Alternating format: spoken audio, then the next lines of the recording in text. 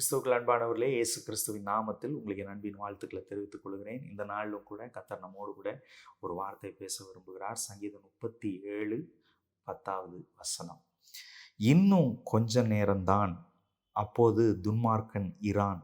அவன் ஸ்தானத்தை உற்று விசாரித்தாயானால் அவன் இல்லை. தாவீது இந்த சங்கீதத்தில் பொல்லாதவர்களை குறித்தும் துன்மார்க்கனை குறித்தும் எழுதியிருக்கிறாரு. அதே போல் கர்த்தருக்கு காத்திருப்பவர்களை குறித்தும் எழுதியிருக்கிறார். அப்போ இந்த வசனத்தில் ஒரு வார்த்தை அப்படி எழுதுகிறார், இன்னும் கொஞ்ச நேரம்தான், துன்மார்க்கன் அதுக்கப்புறம் இருக்க மாட்டான். அவனுடைய நீ உற்று பார்த்தீன்னா அவன் இல்லை.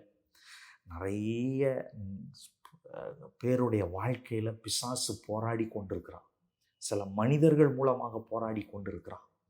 சில சூழ்நிலைகள் மூலமாக போராடி கொண்டிருக்கிறான். ஐயோ, இந்த பிரச்சனை மாறிடுச்சுன்னா நல்லா இருக்குமே, இந்த ஆள் என்னை விட்டுட்டா நல்லா இருக்குமே, இந்த ஆள் எனக்கு விரோதமாக இப்படி செயல்பட்டு கொண்டிருக்கிறதே விட்டுட்டா நல்லா இருக்குமே அப்படின்னு சொல்லி அப்படியே கலங்கி கொண்டே நீங்கள் இருந்து கொண்டிருக்கலாம். இன்றைக்கு கர்த்தருடைய வார்த்தை உங்களுக்கு தான் வருகிறது.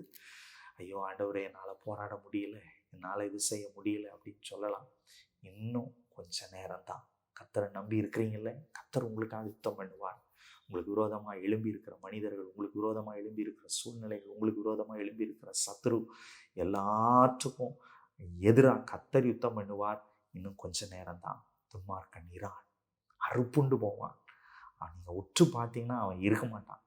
ஒரு வசனம் அழகாக இருக்குது, உன்னோடு கூட போராடினவர்களை நீ தேடியும் காணாதிருப்பாய் அப்படின்னா கர்த்தர் உங்களுக்கு விரோதமாக எழும்பி இருக்கிற யாரும் அட்ரஸ் இல்லாமல் பண்ணிடுவார்னு அர்த்தம்.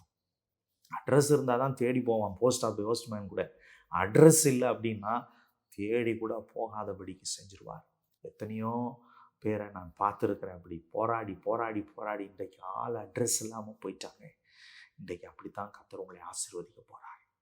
காரியத்தை ஆண்டவர் கேட்ட விட்டுருங்க. ஆண்டவரே, இந்த சூழ்நிலையை உங்கள் கரத்தில் நான் விட்டுறேன்னு சொல்லுங்கள், கர்த்தர் பார்த்து கொள்ளுவார். செபிப்போமா. நல்ல தகப்பனே, உம்மை துதிக்கிறோம், ஸ்தோத்தரிக்கிறோம்.